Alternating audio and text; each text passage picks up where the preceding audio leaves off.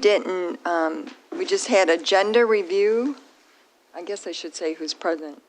Swanson, Rowe, Eldridge, and Hunter.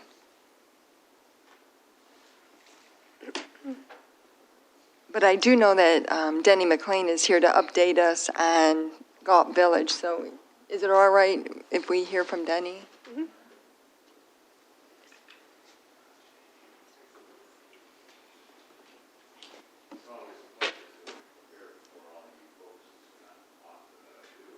Denny, I think your mic's not turned on. Thank you so much. I said it's always a pleasure to appear in front of everybody here. It's not often that I get the opportunity, but Township Legal Counsel, I think, is pleased to report that the process of demolition of the Galt Village Mall is moving forward in a positive manner. Jason Lafayette of SME Engineering, who we've hired as our expert in the legal proceedings, has gone forward. And I think if you recall back in December, he appeared and indicated that there were 2 surveys that they would need to conduct depending on how far we went with the demolition. Because we're not going to recommend that the pavement or the parking area or the concrete under the buildings when they're gone is demolished, we were able to save some money, some grant money, because we had a total of $39,000 in grant money to help cover the cost of the surveys that the law required. Mr. Lafayette went on and proceeded with a number of visits to the mall over the holidays and into January to conduct the hazardous materials survey, which is looking for regulated asbestos-containing materials, lead-bearing and cadmium paints, and biological hazards like bird and animal excrement, nesting materials, carcasses, and the like. That latter part was pretty much minimal. So, and there's no known rodent hazard, which was a concern initially, but the Water Resources Commissioner has had a chance to go out there, and I know he wasn't too concerned about that. So the bottom line is that we now have the report, which we just received at the end of last week, which is fairly substantial, as you can see I'm holding. But the bottom line is that the next step, we will be meeting with him Thursday to start putting the contractual process, bonding requirements, and that type together. Friday afternoon, we have a hearing in front of Judge Kunke to just essentially bring her up to date with what's going on. But if all goes well and we can get the specs out to the 6 contractors that made original bids, and we can get them back before March 7th, your meeting on the 7th, we're hopeful that we can collectively make a recommendation to you folks for approval of whatever bid we think is the most effective, and explain why, and everybody will be here to run through all that for you. But that's pretty much where we're at, and if we are successful in getting something going by March 7th, then I think that there's every reason to think we can have that mall down sometime starting in March or certainly April. And I'm sure that the surrounding residents will be pleased when that finally occurs. So if anybody has any questions, just don't ask me anything technical because I'm not an engineer. So I know when the consultant came last time to talk to us, he talked about how it might be possible to have some cost savings because they would be doing the work in the winter, like when it was colder. Are we still in that window, or are we outside of that? I'm hoping, but I will tell you, and I'm glad you brought that up, because Jason did advise that because of the extent of the discovery of the asbestos and related materials, which was a lot more than he ever guesstimated originally, that the cost it's going to be a substantial increase. I can't tell you how much, obviously, because we won't get that until we get the bids back. But I think the lowest bid that we had, and it didn't include some things, was right around $480,000, $500,000. But I think you can pretty well, and I hate to guesstimate, but I mean, it's going to be more than that. I just can't tell you how much more, but. Any other questions? Okay. I do know that we're going to have a meeting with Galt Village Neighborhood Group on Monday. Mm-hmm. So can we provide an update, or can we just give an update basically on what you said to the residents, or would you want us to wait? Well, I mean, the demolition order is in effect, and all we're doing is advising Judge Kunke along the way as to where we're at with the process. And I'm sure that Mr. Hull and his attorney on Friday will show up and try and convince her to give him the opportunity, but she's already said no, and I can't imagine, and there's no reason, and it's really technically, as a matter of court rules, not appropriate at this point in time. So I'm just thinking we'll just give her an update. And then Monday night, you can tell, the community there that this is moving forward. If anything should happen on Friday, I'll get a hold of you right away, but I'm not looking forward to anything. You think it's Okay? in March, April, demolition?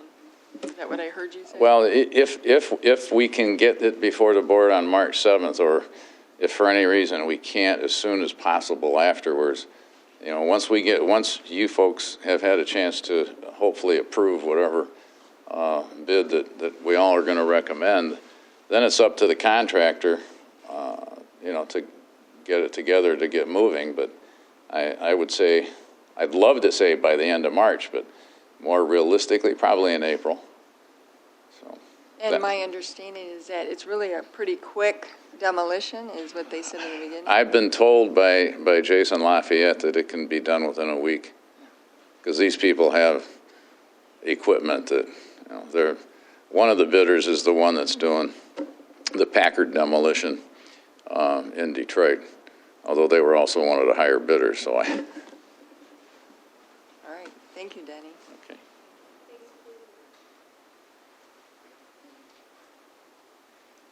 I think once it's demolished, then we need to see about redevelopment. That'll be the things.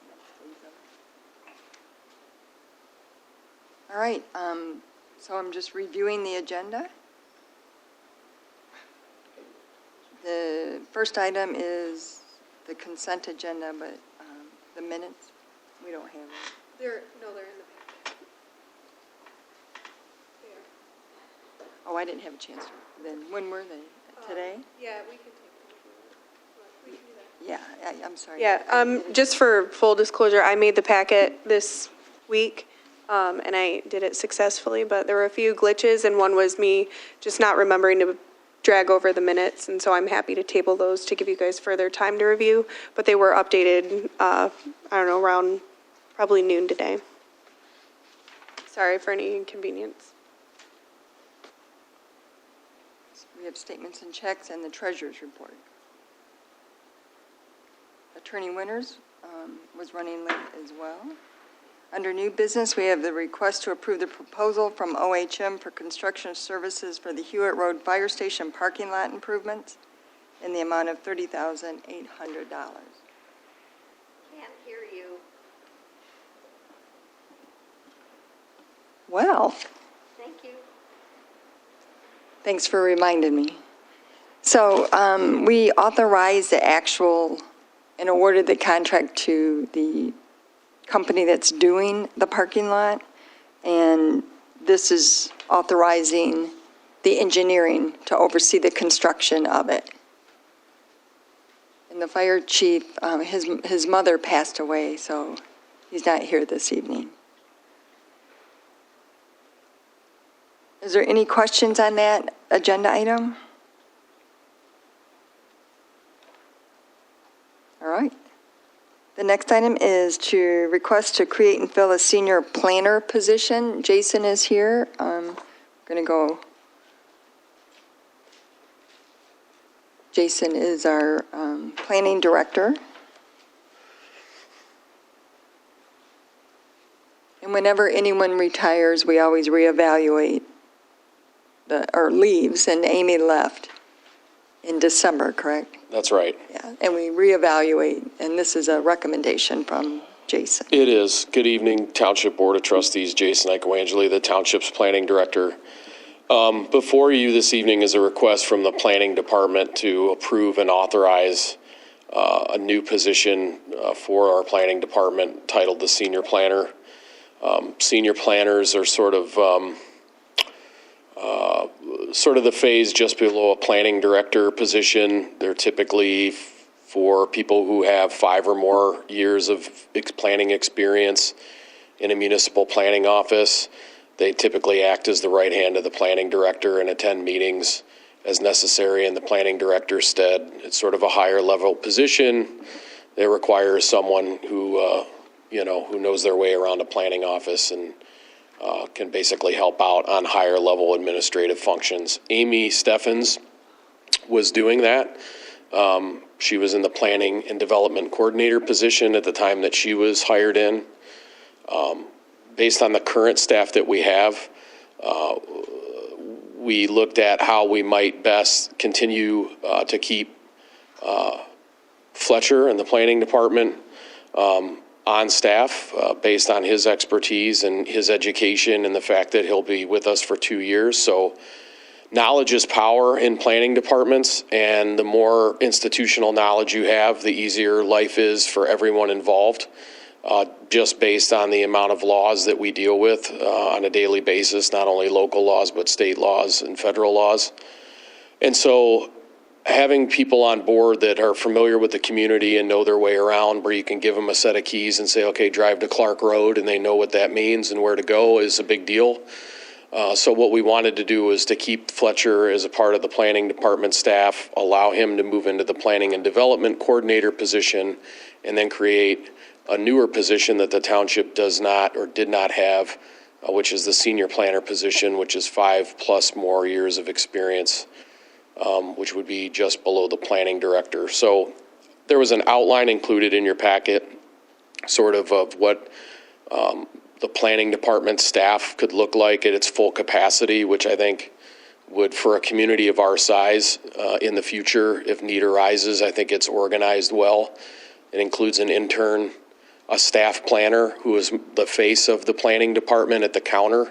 They typically act in that very first step of meeting someone who might come to a planning office. So that's the first face that you usually see, someone who answers the phone and helps residents with, common zoning questions. The next step above that is your planning and development coordinator. That's more of a mid-level planner, someone that has 2 or more years of experience, who kind of assists with the staff planner in, day-to-day tasks that a department would have, and helping with the review of building permit applications and zoning applications. And then above that is where this new senior planner would fall in. They would basically coordinate with the planning and development coordinator, making sure that everyone below them has, what they're doing throughout the day. The senior planner, although does get involved in doing zoning reviews and building permit reviews, it's starting to, that's more the transition zone into doing more of the administrative and higher level work, like meeting with developers, attending meetings, actually drafting laws and zoning ordinance language and things of that nature. So it's sort of the, and then obviously the final step in your planning department is the planning director, who answers to the supervisor. And the planning director is typically someone who has that American Institute of Certified Planners credential and has about 10 years of experience in a municipal planning department and managing a planning office. So planning offices are interesting places, and the different levels of planning departments touch different things. And, the very lower rungs of a planning office sometimes don't get involved in the real high level administrative things. And then there's a confluence in the middle where you try to start bringing people up through the ranks and teaching them about the administrative side of it and the managerial side of it, knowing that you want to have a succession plan in place where you kind of move planners up through that cycle, and you're always backfilling them through that, so that you have, because the hope is that at some point when the planning director retires, the senior planner steps in, and there's no real loss in continuity as far as all of the knowledge that's gone on in the planning department. So anyway, I don't want to bore you with hierarchies of planning departments, but I'm happy to answer any questions you might have on my memo or the senior planner job description. Questions? I do want to say that Jason did meet with the 3 full-time officials as well as HR before bringing this forward. And Jason has been really involved with economic development a lot. There seems a lot of leads, and Jason meets with them on site in Detroit and been around to help bring more jobs to Ypsilanti Township. And you're doing a great job. And what you've laid out makes sense to have someone. He also attends Watts Planning Commission, Watts meetings, as well as the Washtenaw County Drain. There's a lot of them. Yeah, there are a lot of them. There's a lot of side meetings, different watersheds, the Huron River watershed, the Stony Creek Watershed Council. So he. Yeah, Watts. Yeah. And then there's the new one for Washtenaw, the Pell study that they're doing for the Yes, redevelopment of Washtenaw. Washtenaw. So yeah, there's always meetings, and having someone else that can attend to those meetings and take notes and report back is always helpful. Very helpful, and I Yeah. want to say I appreciate it. And I know that Fletcher has also attended some of the meetings does, with yeah. you. So when Amy left to go back to her community, and she was a delight, and she was very qualified, and she really didn't want to leave. She was leaving because she was going back home Right. to where she was. And what you've laid out makes very good sense. I also know that our ordinance department used to handle a lot of planning, site plan violations, and we're shifting that to the planning department as well, which is another reason why, having another senior planner. Yeah, you'll notice there's some line items in there that talk about being able to provide the township's legal counsel with reports as necessary that deal with code compliance and zoning issues. So yeah, there is a facet of the planning department that deals with those issues as well. Right, and our ordinance department and rental inspections, I mean, they're going at full throttle because catching up from the pandemic and whatnot. So I think the time is right, and I appreciate you suggesting this, and then we look at it, and I'm very comfortable with supporting your recommendations. I appreciate that. Any other comments or questions? All right. I didn't know if I saw that in the memo or not, but I think often Attorney Winters is often asking for follow-up on certain things and requesting paperwork, so maybe somewhere that could be put in what you have there planned for people, because I know often we'll get emails where you said, I need a copy of this, I need a copy of this, and so having someone who's designated to at least run interference on that would probably be really helpful, because that's often a common, and if you're busy, that Absolutely. explains what's And happening. we are, But having yep. that delineate to somebody seems like it would save some time for everybody, too. Very much so. Yep, good point. All right, next agenda item is request to submit the 2023 CDBG application for the allocation funds for Apple Ridge Park.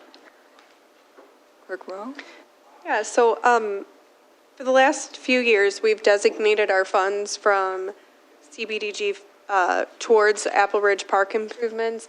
I did include the old packet just so that you guys could just be refreshed of what we had approved in the past. This would just be another year of reallocating our funds towards this project. We did include, to expand the scope a little bit, to also include an ADA accessible walkway, the corner of Clark and Ridge, that would directly access our park. And we now have a bus line that goes over there, and it's pretty frequently used. So just figured if we're going to allocate one other year of funds, looking at doing that as an expanded part of the project would be a good idea.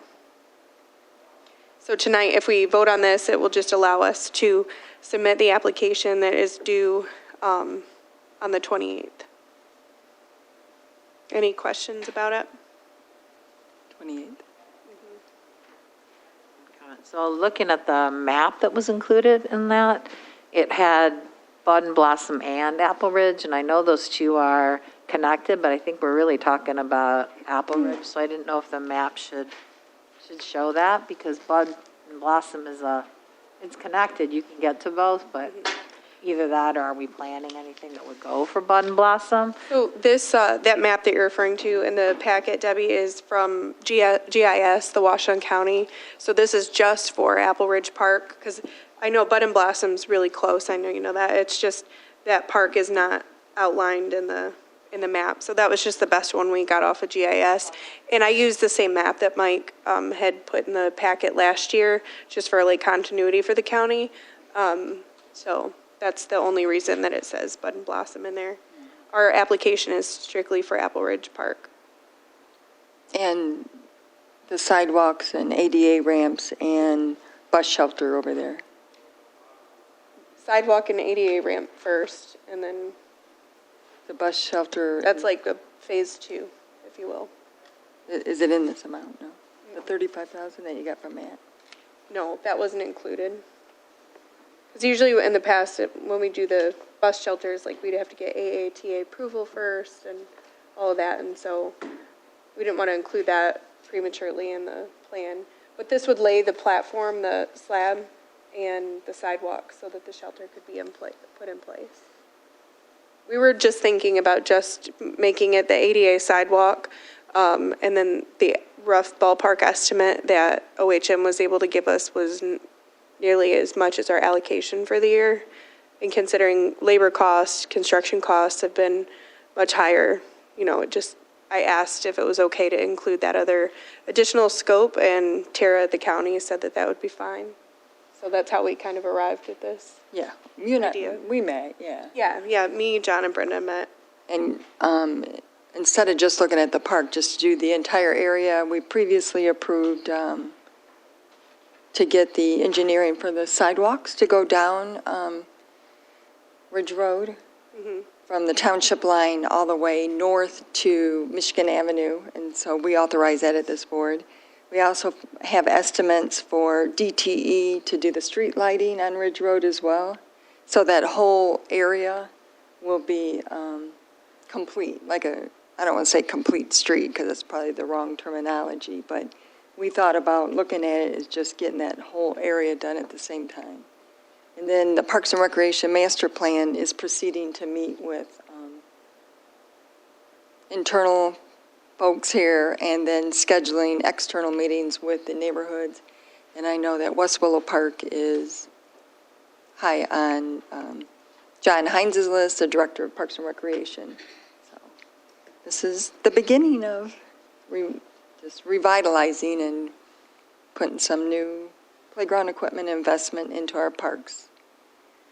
So is the plan to take equipment out? That's the other question I guess I had. I'm sorry? Is the plan to take the play equipment out that's there? Yeah, in the application, it has the replacement of the existing play equipment. And Debbie, I think you were on the Parks Commission when we used CBDG fund and did everything. So it's on the Parks and Recreation Master Plan to start replacing them now. All right. Well, I think that it's worth looking at, like, for play value, sometimes you don't want to get rid of everything. You want to add more to it. So I would just caution people that it's easy to think we should just get rid of stuff. But, my time on the Park Commission, we were thinking we should get rid of all tennis courts. And now people are using them for pickleball. So I think it's just important because it just doesn't mean everything has to be new. It might be that you could get more play value there if you're, it has to be assessed. But some of that equipment is not, it's old. It's not as old as some of the stuff that sat around from when we were kids and we played. So I just think sometimes we need to look at that too and see, could we be adding something more for play value than just getting rid of stuff? Deb, it's really hard to see actually from the short version of the packet, but this is again a continuation of what we applied for last year, and I pretty much just followed the same wording just to be consistent. And it says a complete renovation of the Apple Ridge Park playground And then in parentheses, it does say within the current footprint and play surfaces as well as its accessibility to and from the play structure. So I mean, if you're thinking you wanted it bigger than the current footprint, we could probably remove those 3 words. Or you're just saying to look at what we already have to see if we want to keep Yeah, it. I just think evaluate it, because there are very few playgrounds that have a ton of play value there. Usually they have the younger version and the older version, and usually that takes up pretty much everything that you're gonna put in it. And so if you go out there, I would just say, let's look and see, is there a way to, think about a way that there might be, well, because sometimes there's also newer, interesting things that, like, if it swings, do we really have to replace swings with swings? We might be able to keep swings and then get more play value out of something, would be what I would be thinking, Gotcha. just looking at it. This is also the location of Urban Farmer, Willow Run Acres, and that's starting to really you can see now what they're doing. He has all the beds in and trying to get a well, and as well as fencing, because I guess the deer are coming up and eating from bud and blossom where all so that's in process as well too. So it's really, I'm excited about seeing how this turns out. But everything comes back to the board. Nothing's going to be done without coming back to the next item is a request authorization by the Water Resource Commissioner to exceed the statutory spending and assessment limit of $5,000 to actually $35,000 for the repair and maintenance of the signs, SINES drain, which never heard of this one before. But this is one that the Washington County Drain Commission has determined that it needs to be maintained more than $5,000 a year, and when that happens, they have to come here and get approval, and then they will proceed with the improvements. They're not absolutely certain if they'll get it completed this year or next year. And it's over in the Apple Ridge area. Yeah. There's a map attached as well, so. Are there any questions on that? No, there is not a map in I here. don't think we got a map. I had a map. I'll look for it. We'll get a map. But it's Apple Ridge, the first street, and then it moves east to the township line. So that's the most of the people that are in it is Apple Ridge, and there's a mobile home park, and then it goes into Wayne County as well. Yeah, so. So is this drain the drain that, when they've had flooding over there, is this the drain that's caused some of that street flooding? Would we know that? No, he didn't say that. A lot of this is cleaning out the ditches and the drains, which probably could have led to that one area that was flooding, that one street in particular. But I know if they clean out the drains, which they did, that should help tremendously. This is the actual drain, like they're digging it out.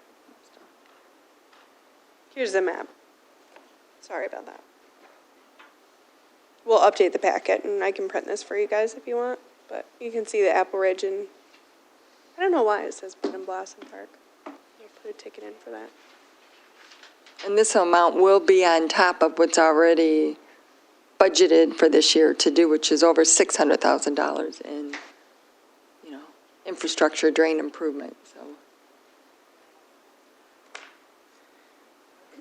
Interesting area, just because it seems like there's more that we could do with the watershed, like over in that area. I don't know, like, because it's all over there and it's all kind of in the ditch. There's a lot of stuff, so I know, especially you've got 2 elementary schools really close to that area. So when they're looking for things to study or things to do, that never seems very accessible over in that area. Maybe they don't want it to be, but it seems like we could be thinking about that.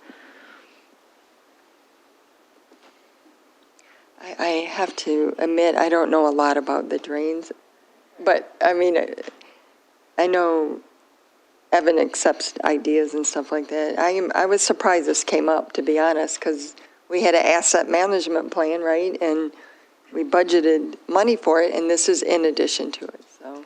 But I guess things just come up that I'm not aware of, or they're not aware of.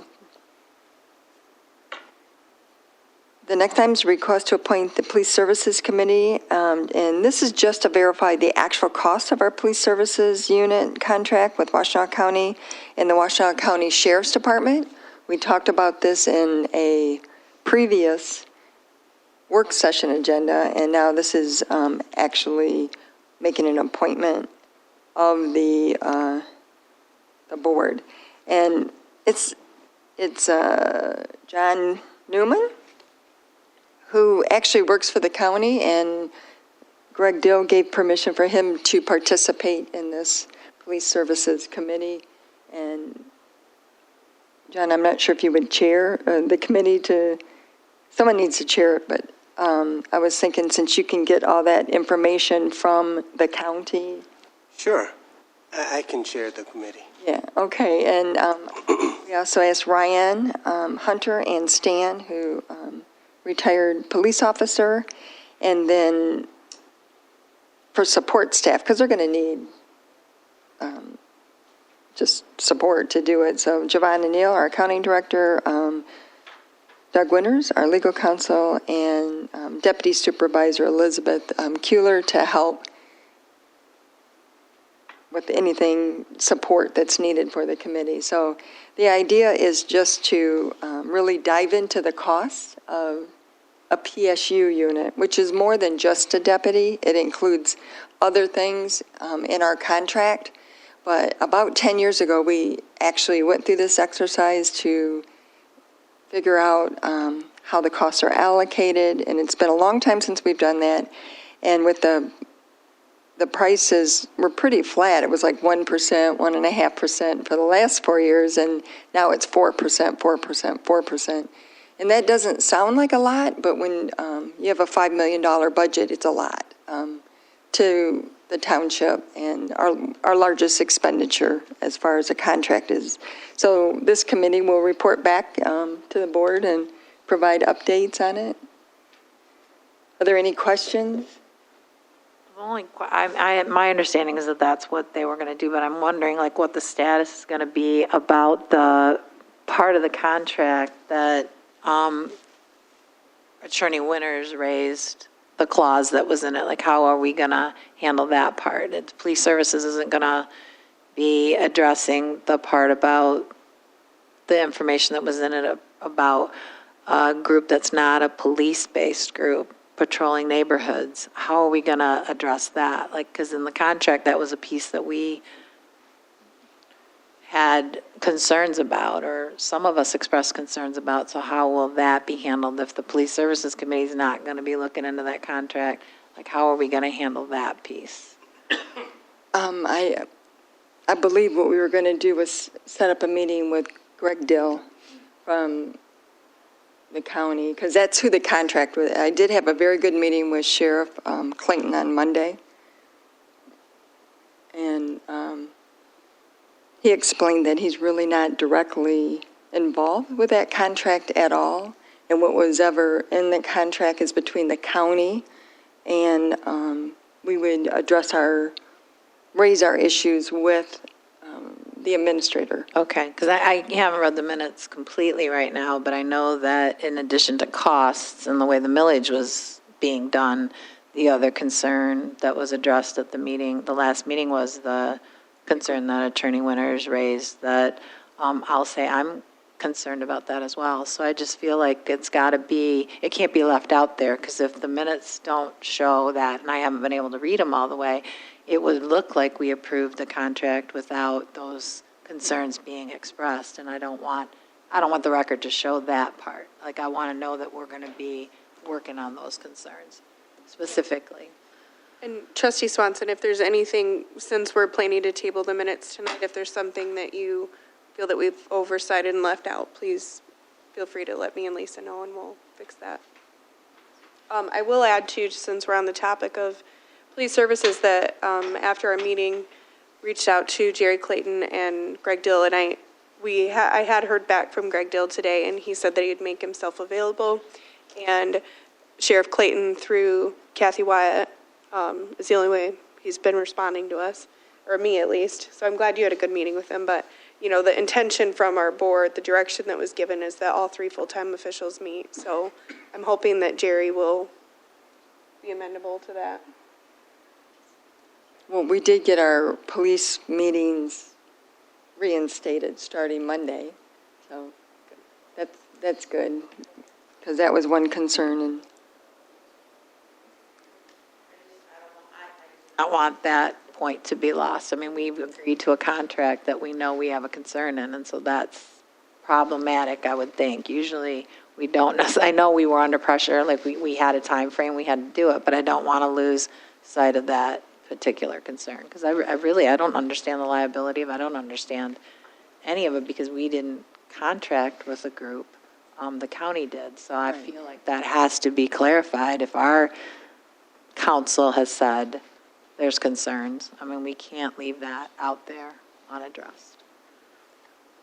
And we could also discuss the $30,000 grant and the shift from county-funded for police services versus these new grants. So those are the 2 things I remember identifying. So maybe the minutes can be a little more. Whatever you guys Informative. want me to add, we can go back and listen to the, you know, if there was a part that I didn't emphasize, I can go back and review what the recording said, and we'll add in as needed. Madam Chair, Yes. question. Will the committee have a recommendation that it makes to this body? Well, it's just verifying the numbers to make, so the recommendation would be, If the verification is? yes. Okay. Yeah, got it. yeah, that's what it does. It really drills down on the numbers to make sure that what we're being charged for. Everything squares. Yes. All right. Yes. Thank you. And then I would hope that monthly updates would be provided, whatever the committee thinks, but then bring back, update the board at a work session on it or something, just to, so we're all in tune to what's going on. I know Stan is currently working on security, right, update for the board? Yes. So he's kind of busy, he's going to be doing that part of the security for 14B Court and here as well. So, Thank you. we're busy, thank you. Any other questions regarding this? Thank you for the comments, it's helpful. The next item is to approve the second amendment to the existing agreement with the Community Publishing Marketing for resident mailer services in the amount of $19,000, which is budgeted. John Hines is here.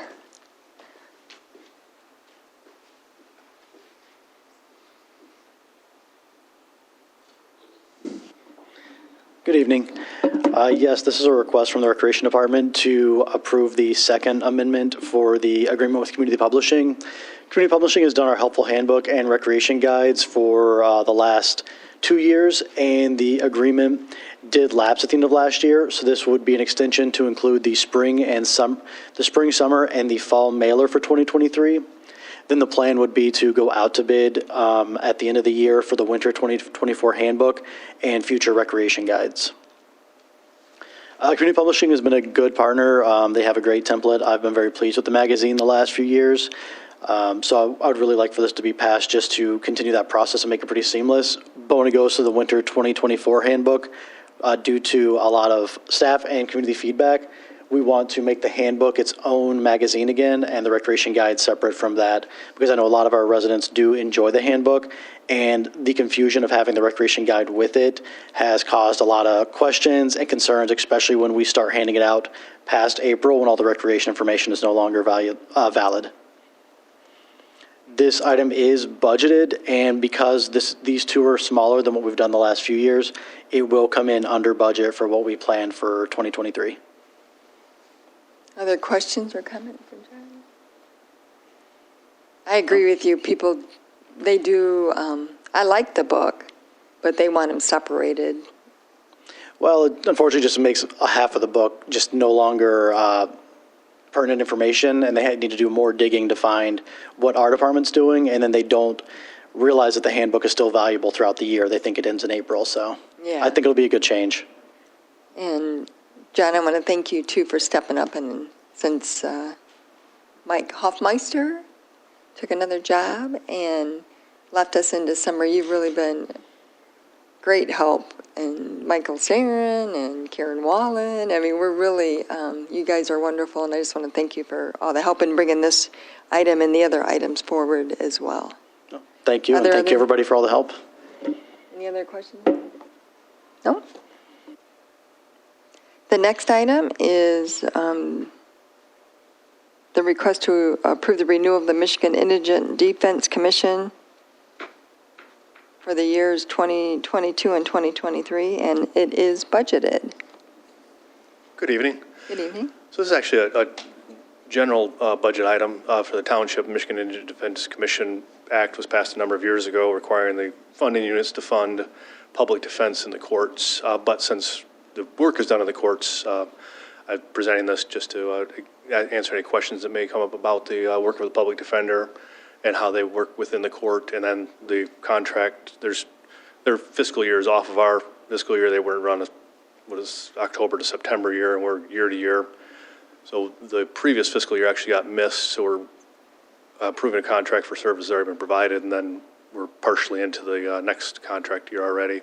And as Supervisor indicated, those amounts are already budgeted. So if there's any questions on the public defender's work or the indigent defense, I'm happy to answer those.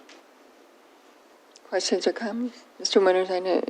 Yeah, Mr. DeMark, for the meeting, we're in the meeting that there's a provision in contrast where we always add the additional language under identification that by signing this agreement, we're not, we as a township are not waiving our governmental immunity defense. It's a pretty standard requirement the county uses with their contracts as well. So that goes into 105.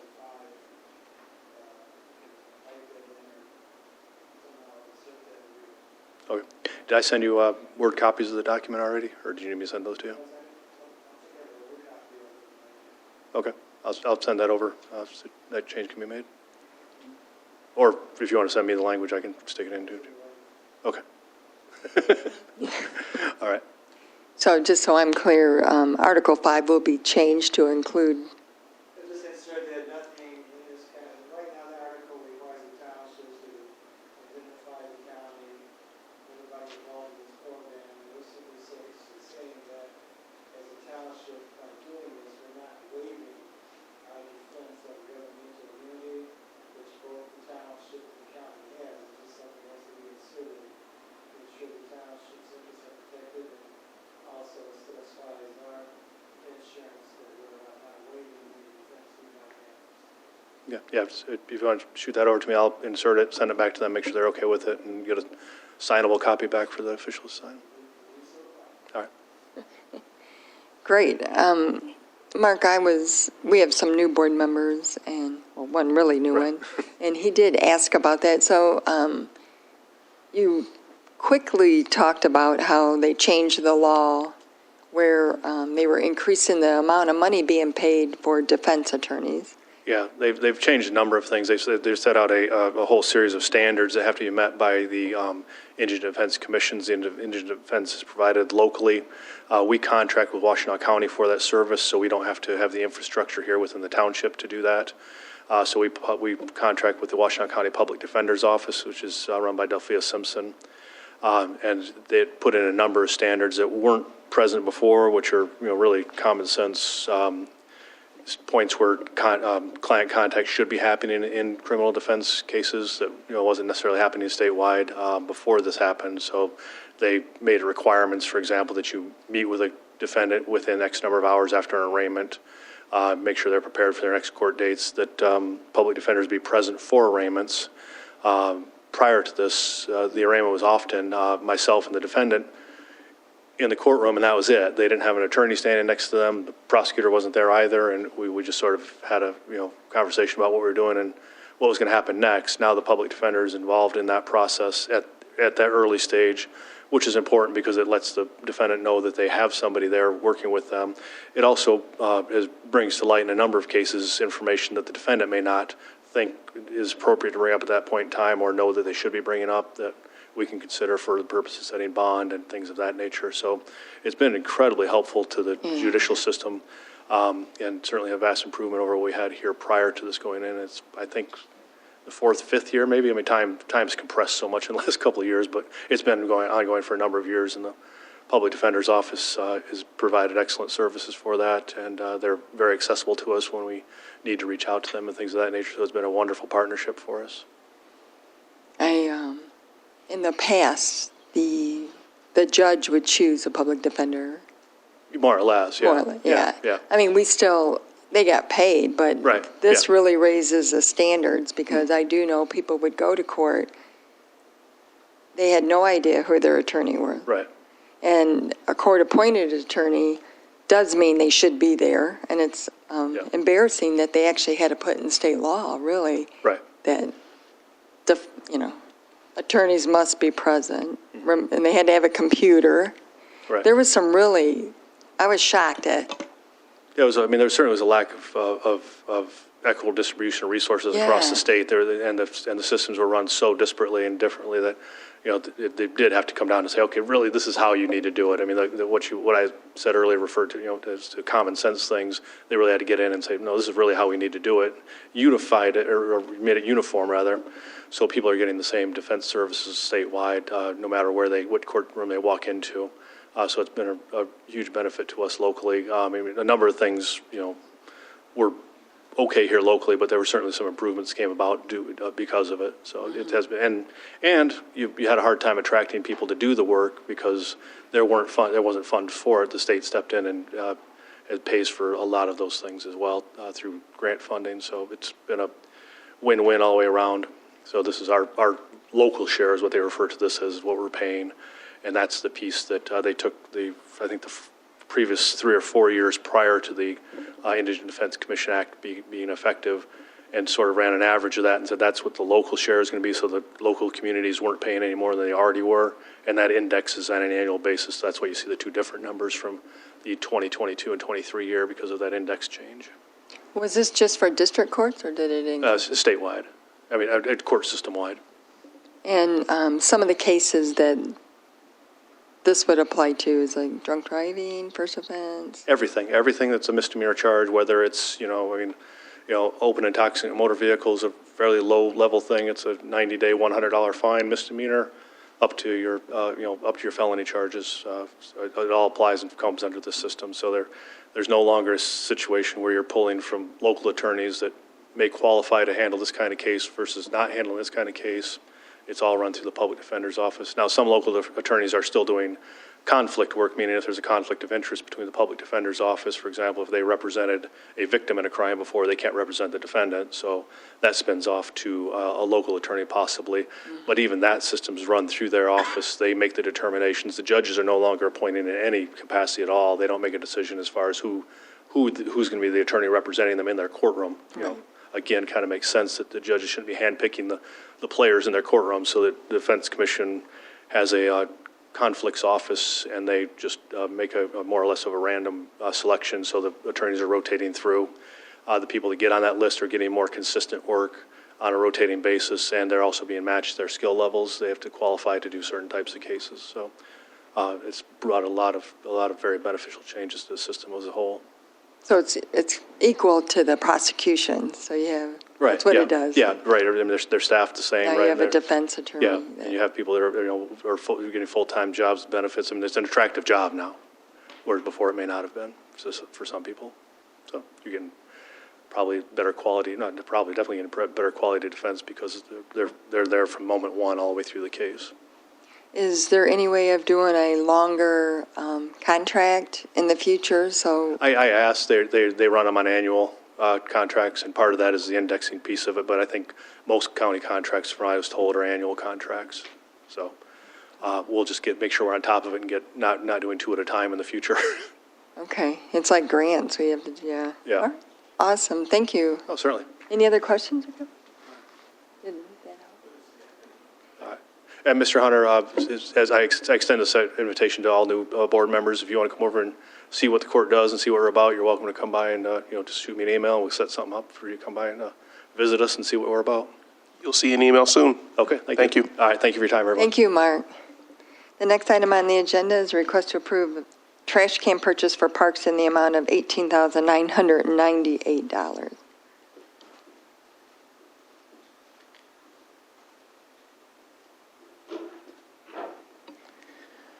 Hello again.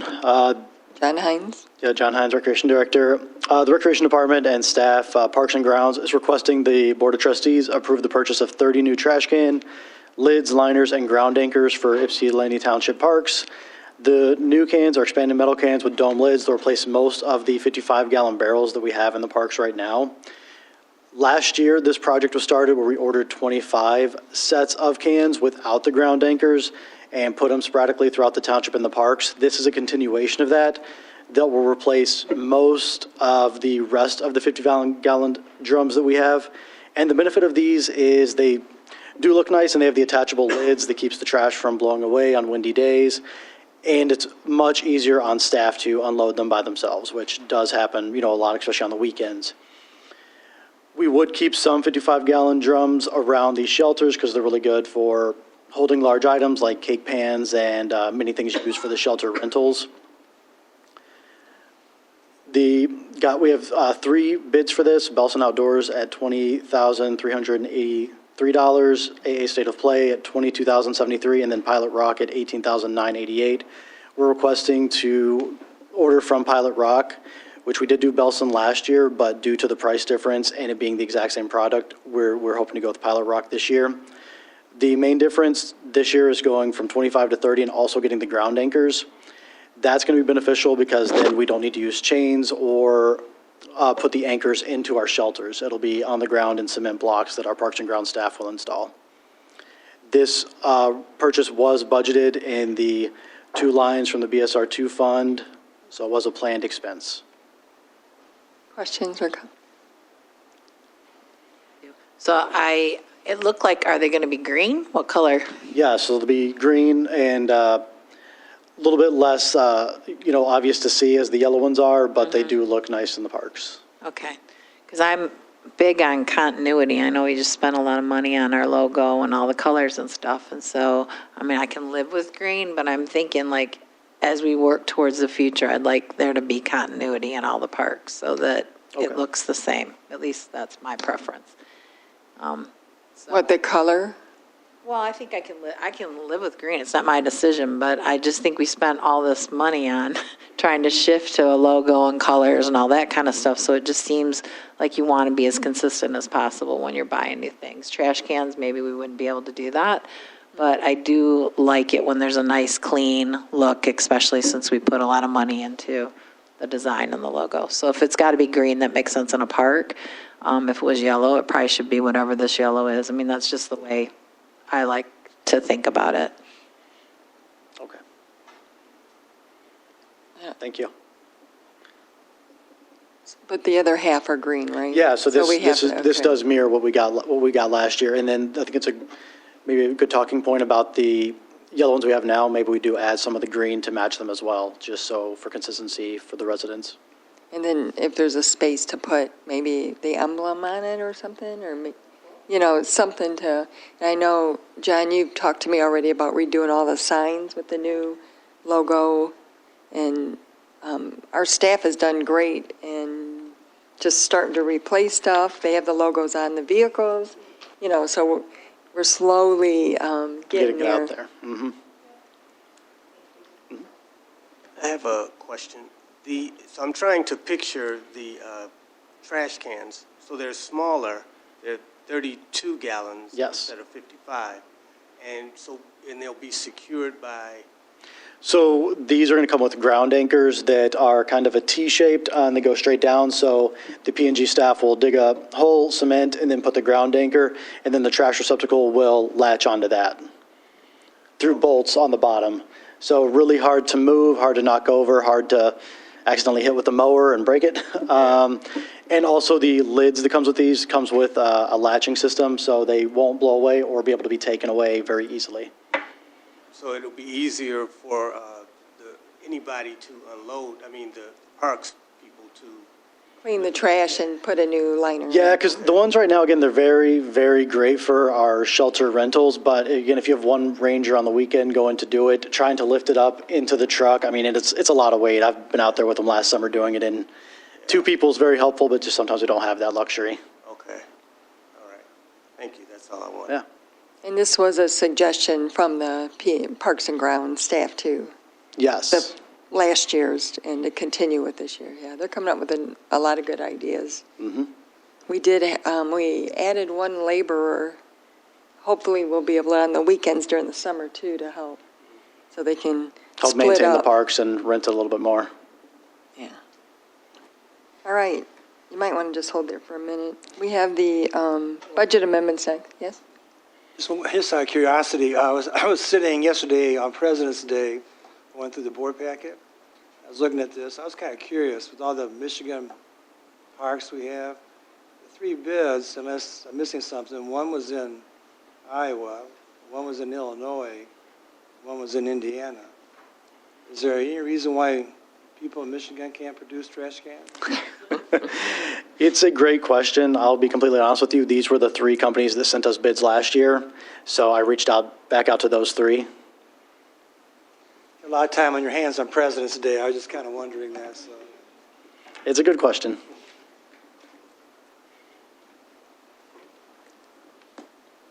Any other questions or comments? Hopefully we'll get some chips here for our vehicles too, made in the United States. Or at least Michigan, right? That's coming, batteries. And the next item is request authorization to seek quotes for the annual sidewalk repair program. Yep, so the Recreation Department and staff are requesting the approval to seek bids for the annual sidewalk repair program. This is something that we do annually, that residents and staff send suggestions or send requests to look at different areas of the sidewalk that might need replacing due to being broken or chipped. And this would allow us to have a contract with the company to send out as that need presents itself. Questions or comments? Madam Chair. Yes. John, I just noticed a small typo in section P of the first one, but we can fix Okay. that before. And it's not on the other ones I looked. And maybe we could also ask locally. Because I don't know. I don't have a full understanding of Minton, but I don't know if our local sidewalk concrete companies are listed in Minton. Okay. Yep, I don't, and I know there's some local ones that we've used in the past. Mm-hmm. So I don't know. Could send it out locally to them as well. Okay. Make sure you send out locally. At least Washtenaw County. Because we've used Washtenaw County people before to do it. Yes, I know I kind of oversaw this program 2 years ago, but last year I'm not sure who we went with. Madam Chair. Yes. You can always see on Mitten who requests your documents, but like without specific names of people to send them to in Washington County, I wouldn't know. Like I would need some, You wouldn't Google. you could just Google it. You're a good Googler, you're right. So, I mean, if that's the board's request for me to Google some places to send it Yeah, to. I mean, But that's probably not going to be inclusive. My Google search isn't going to be every Washtenaw County place. And then really you could be giving another company a different treatment. Like if I'm not including all of them. we could post it in the newspaper. Are you doing that? Would that be We helpful? usually post it on the website and then on Mitten. And I know I usually get some mass email to all of our subscribers to the Yeah. township newsletter, e-newsletter.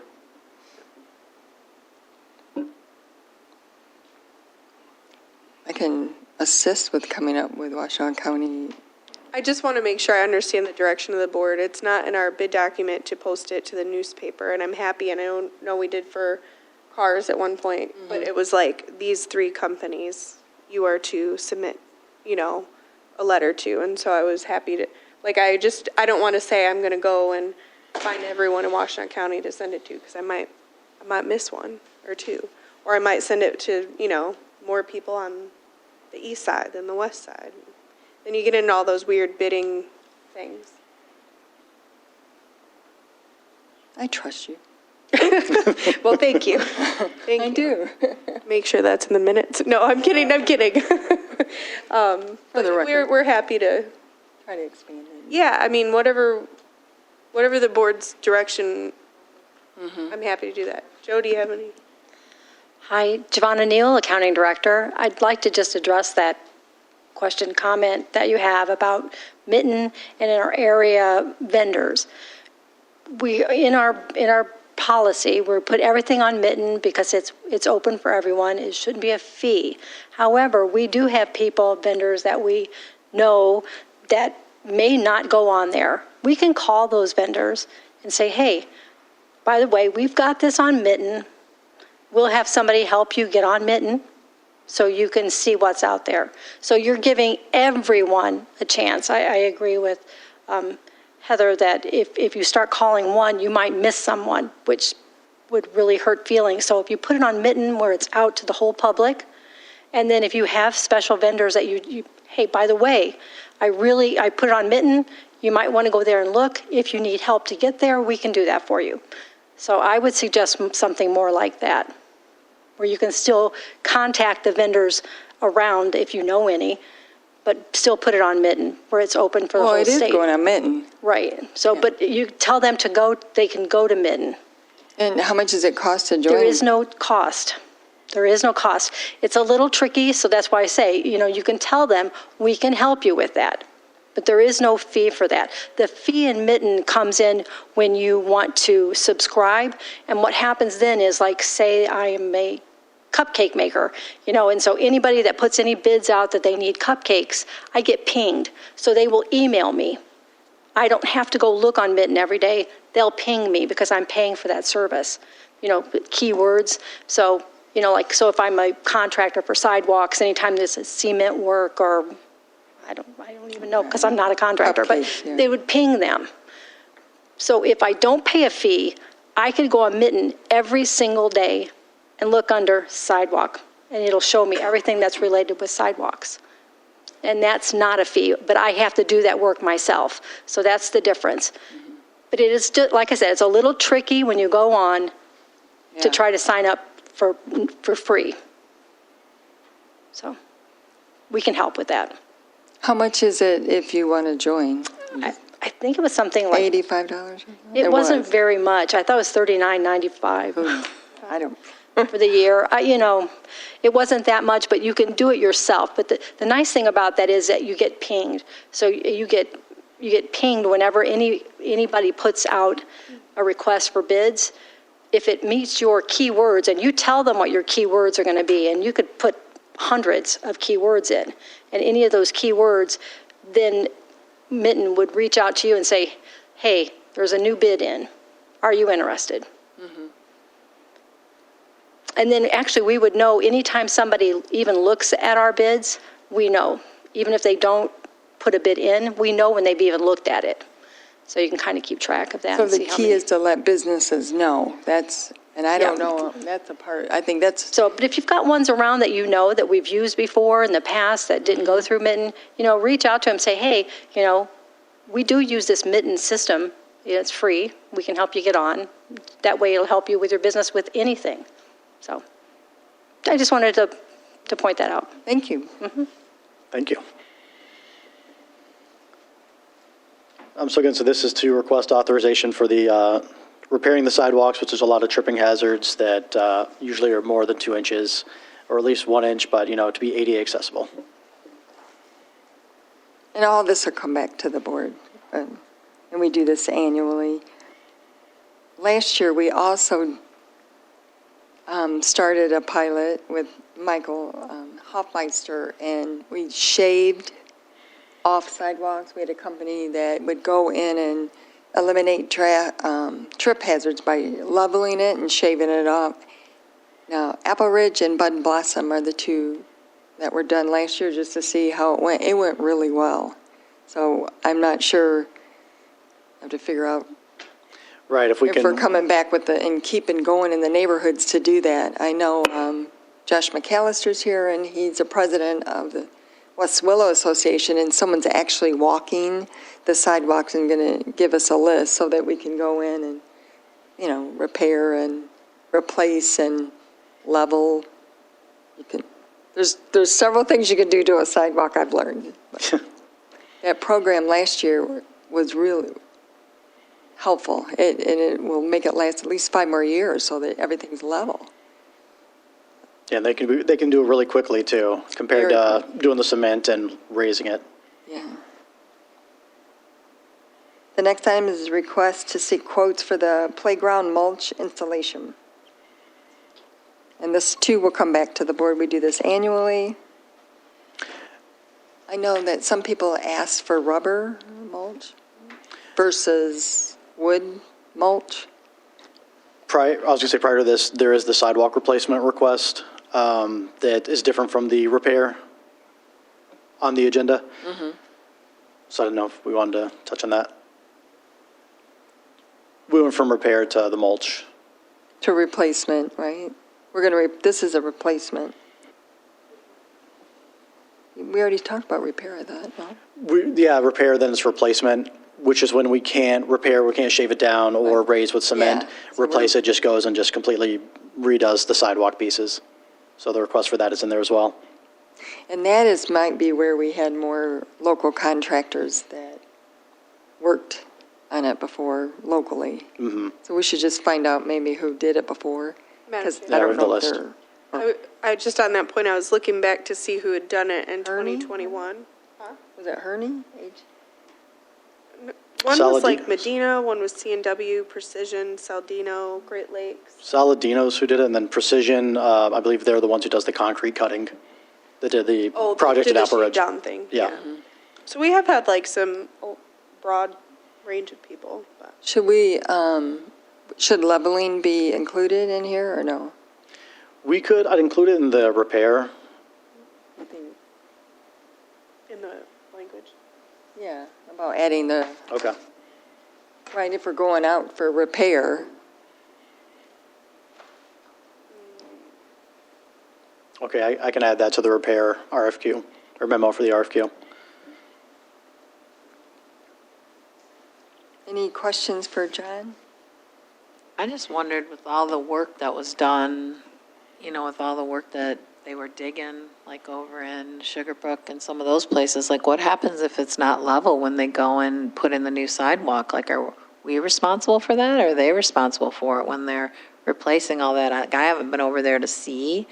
I just know there was a lot done. So what happens if it's not level? Because they took up a lot of sidewalk over there. And that was with the main Yeah. replacement, yeah. Because it seems like shouldn't be our responsibility if it's not level after it seems like it would be their responsibility to make sure some of that stuff is level. I guess it would come to the agreement. I'm not sure what the agreement was with precision cutting, but I do know that if it's not level, that it does, I believe, fall back on us to make sure it is, especially if we are the ones who authorize its cutting. But Well, I I'm know not that comes talking about cutting, I'm talking about all the sidewalks that Replacement. were taken out because they did all that digging and they were putting in the lines. I haven't gone back and actually looked, I just know that there was a lot of sidewalk done. And we probably should be checking it, because if it's not done well after it's put in, that seems like we're inheriting a problem that really wasn't a problem that we started, right? I know they did the same thing in West Willow, because that's where they first went in with the line, and the residents let us know if there were any issues, and they came, they would come back, and actually I got a complaint yesterday at the West Willow neighborhood. Yeah, meeting about something. I'll go do some walking and see what I can see, Yeah. but they did a lot, so I'm hoping was that major. that's going to be, to the satisfaction of the residents, and that they're not going to have huge problems with it settling, and, because it was, I went back after where they poured the soft stuff and told them, you got to get this fixed, because there were big, huge holes back when they were doing the work, so You're right. I just think that's something that we should pay attention to, because that wasn't something we did. That'd be something that they did. So I'll go do a little walk and then I'll see. I'll do a drive-through too. Ms. Kaiser? Our Lower Kaiser Township resident, in front of my house, they put a good-size chunk of cement, and that is level. And then across the street on the corner, they made it an ADA accessible thing. So they were actually doing that today. So I don't know what the finished look is, but several places where I've seen that they have done the work so far, they are level. I don't know what the winter freeze and thaw will do, but the good section in front of my house is level with the old sidewalk. And we do have a meeting coming up with DTE because they're going into their next phase in the next neighborhood to do it, and we'll make sure. I will have to say, whenever there's a concern or a complaint, they go out pretty quickly and address it. The asphalt, though, that hot mix that was down in Sugarbrook, it was not good at all. But when we told them, they did go right out and fix it up the best they can in the winter, but now they're actually replacing them, right, I heard Ms. Kaiser say. So if we have issues, we'll get the list from them. We should have a list of the ones they replace. Good point. Madam Chair. Yes. I have a question, John, and it's kind of, I don't mean to do this to you, but now I'm looking at all the old bids. In the repair ones, it says in the RFQ that like 20 to 30 slabs is what we do. And is that still true? Or did we kind of go over that number last year? Usually it sticks within that number. A lot of what's submitted is more of just the leveling, not as many need replacing, but 20 to 30 is what we kind of budgeted for this year. Okay, thank you. We keep a list, too. Yes. People call and let us know, and we put it's an ongoing list that we keep, so we can check that to make sure. But about 30 is that what you're saying, what we do? That's actual replacement of slabs. That's not repairing and shaving and. No, those are just when it's. Pumping it up. Yeah, cracked beyond repair. Just completely replace it. And then we do sometimes use them for other aspects of fixing cement work in the township. I know we've talked to them about doing some of the entranceway at the community center, the golf course, where some of the water from an eaves trough that was broken is kind of affected. So, having a company like this within agreement has been pretty beneficial. And we'll come back to any other questions or comments about the agenda? Is there any other discussion?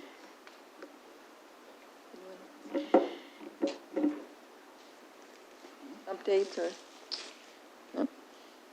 Mr. Winters, do you have any? I can do it during the board meeting. So we went to the West Willow Association meeting last night, and one of the things that we have to make clear is just the policy on the use of the building and the insurance requirements, so that, it's been a long time since we visited that. We need to put it in writing. We verbally shared that information, and they're trying to make sure that that is done with anyone that is in the CRC building. I know Josh McAllister is trying really hard at that. There also was a request for a parade or shutting down a street. And normally we go through the process where it comes to the board and then it goes to the road commission, and it's a road commission process. And they had an event on Saturday, but we didn't know about it until Friday. So we didn't have enough time to process it. And that's the only reason why we didn't, is the event came before our board meeting. And it's a process that we follow ever since I've been here.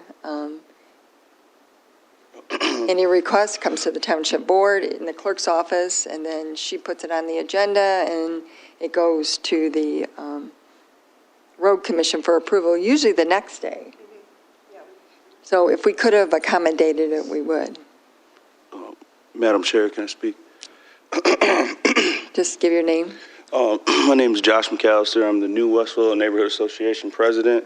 I want to apologize as the new West Willow Neighborhood Association president for a disorderly neighborhood meeting to our community partners, Ypsilanti Township. I want to apologize for skipping the customary process and procedure to shut down the West Willow Neighborhood Road. Lastly, I want to apologize to the West Willow community, and I want to thank you guys for everything you guys do. You guys are doing a great job. Thank you, Jay. Thank you for listening. Thank you. And I do also want to update Liberty Square, the squatters or the people who were there. Through the meetings with the Washoe County Support Services, we really were able, with Lori, who's our just a blessing to have on staff and help connect people with resources, we were able to successfully relocate. There were 2 homeless people living there in tents, and the neighbors were very concerned, the business owners were, because there were fires and, trying to stay warm during the winter, and a lot of material was added to this location. And I know Paul Barnett, who's with McLean and Winters, worked with Lori. They did go through the court process, but with the help of Mission and PATH, there's 2 groups from Washoe County, it really resolved. It took a little bit longer, but at least everyone was safely relocated, and it was successfully cleaned up today. So a lot of the stuff had gone over the fence line. It was on MDOT property, and we did receive several residents calling about it. Or we might not have never known, other than Stan one time went by and saw smoke coming up, but he was concerned about a fire. But I'm really proud of the fact that we took our time and was able to do it humanely and kindly, and have a resolution, especially with the bitter cold, that they're now relocated and hopefully doing much better than they were when they were staying on Liberty Square property. But I just want to say it's our first one going through, and we learned a lot, but it was successful, and I'm very, very thankful to Lori and her efforts in making that happen, and her connections, and Paul in the district court. So anyways, that issue's been resolved, so I'm happy. I wanted to report that. That's all I have. So, Madam Chair, I'd like to take time to introduce Mr. Bowman.